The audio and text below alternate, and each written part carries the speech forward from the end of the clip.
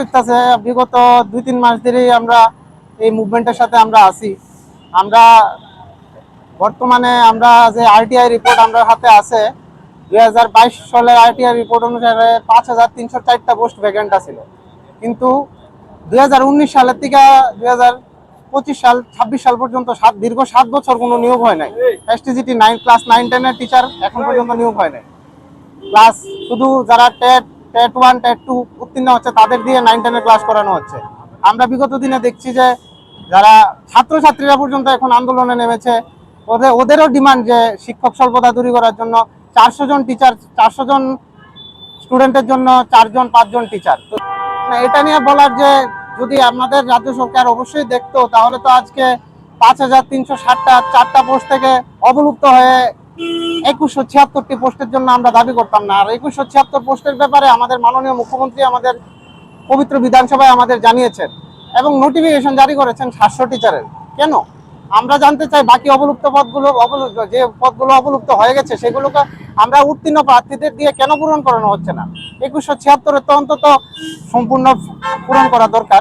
তাই এখান থেকে আমরা মাননীয় অধ্যক্ষের কাছে আমরা আজকে ডেপুটেশন দিতে যাচ্ছি। 2022 সালে 5000 পদ আছে বলা হয়েছে। তো আমরা এখন ডেপুটেশন দিতে যাচ্ছি মাননীয় অধ্যক্ষের কাছে, যেহেতু আগামী 27শে আগস্ট একটা আমাদের পবিত্র বিধানসভায় অধিবেশন আছে। আমাদের যে দাবিগুলো আছে অধিবেশনে রাখা হোক এবং প্রস্তাব গ্রহণ করে অতি সত্বর আমাদের নিয়োগ দেওয়া হোক। অর্থ দপ্তরের কাছে সুপারিশ করা হোক যেন নতুন পদ, যে শূন্য পদগুলো আছে সেই শূন্য পদগুলি অতি সত্বর পূরণ করা হোক। তাই আমরা উত্তীর্ণ বেকার হয়েও আমাদের রাস্তায় নামতে হচ্ছে। আমরা এখন শুরু হয়েছিল, আমরা যাবো ভেবেছিলাম সার্কিট হাউস পর্যন্ত, বিধানসভার কাছে আমরা আমাদের দাবি সমূহ নিয়ে ডেপুটেশন দেওয়ার জন্য যাবে। কিন্তু আমাদের ডিসিএম স্যার এসছে, আমাদের পুলিশ প্রশাসন এসছে এবং আমরা আইনকে সম্মান করি, তাই আজকে এখানে আমরা সমবেত হয়েছি এবং আমাদের বক্তব্য রাখছি। আমরা এসেছি বিগত 7 বছর ধরে এসটিজিটি কোনো নিয়োগ নেই। এবার আমরা পাস করেছি 2025-এ 3000 প্লাস ভ্যাকেন্সি আছে, শূন্য পদ আছে 2176 জন। কিন্তু সরকার বিজ্ঞপ্তি দিয়েছে নিয়োগের জন্য মাত্র 700 জন। আর আমরা যারা পাস করেছি আমাদের ভবিষ্যতে কি হবে? আর স্কুলে কোনো শিক্ষক নেই, আমরা বেকার বসে আছি। আমরা রাস্তায় আন্দোলন করছি, স্টুডেন্টরা রাস্তায় আন্দোলন করছে টিচারের জন্য, আমরা আন্দোলন করছি নিয়োগের জন্য, শূন্যপদ পূরণ করার জন্য। স্কুলের বাচ্চাদেরও ক্ষতি হচ্ছে, আমাদেরও ভবিষ্যৎ নষ্ট হচ্ছে, বাচ্চাদেরও ভবিষ্যৎ নষ্ট হচ্ছে। আমাদের দাবি 2176 জন পুরোটাই শূন্যপদ পূরণ করতে হবে।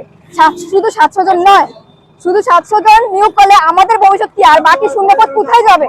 পুরোটাই শূন্যপদ পূরণ করতে হবে।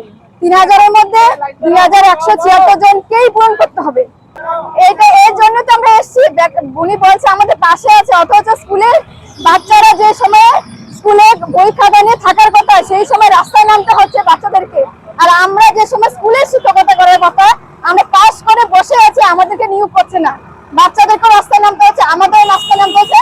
আর উনি স্যার বলছে, সিএম স্যার বলছে আমাদের কথা ভাবছে, তাহলে আমাদের রাস্তায় নামতে হচ্ছে কেন? আমাদের প্রশ্ন সিএম স্যারের কাছে, কেন আমাদেরকে বা বাচ্চাদেরকে রাস্তায় নামতে হবে? কেন আমাদের ভবিষ্যৎ এবং বাচ্চাদের ভবিষ্যৎ নষ্ট করা হচ্ছে? আমাদের দাবি পুরোটা মানতে হবে, স্কুলের বাচ্চাদের এবং আমাদের ভবিষ্যৎ, সবার ভবিষ্যৎ সুরক্ষিত করতে হবে।